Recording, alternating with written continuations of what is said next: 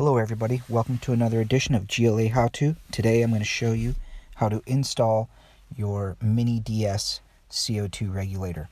Just another one of our cool dual stages that we sell. It comes in different configurations. You can get it with solenoid, without solenoid, with bubble counter, without bubble counter. This is what it looks like with our modular valve setup. It's pretty cool. Out of the box, you get the regulator, seal, wrench, and power supply. Everything you need to get started. First thing you want to do is get the nylon seal and get it inside the stem and nut of the regulator. We're going to tighten it to the cylinder. This is what's going to seal the connection between the regulator and the cylinder. These nylon seals are only good for one-time use. So when you get a refill, you got to throw it away and use a new one. So we're going to use the wrench. You're going to get it nice and tight. Real tight on there. You're going to crush that washer and it's going to make a leak-free connection. Then grab that bubble counter and we're going to thread it to the needle valve. Finger snug's all you need to do. It's just going to come to a nice squishy stop because there's a big O-ring in there. Pull that packaging sleeve off. You're never going to need that again.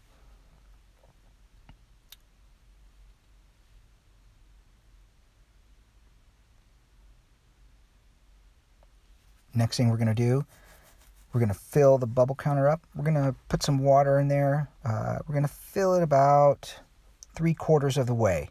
You can go halfway, but you'll probably find that you need to come back and refill it more often because you didn't put enough water.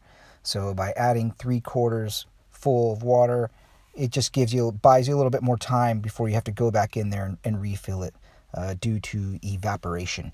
You want to put that cap back on there. Make sure that O-ring is underneath that cap. Don't lose that. If you lose it, you're screwed and you're going to have a leak.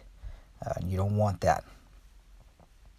Next thing you're going to do, you're going to open the main cylinder valve. That's going to put 900 psi into the body of the regulator.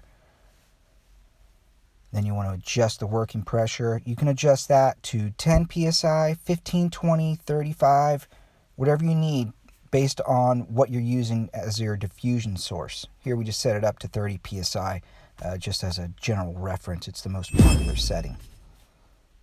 Now we're going to go ahead and plug the solenoid in.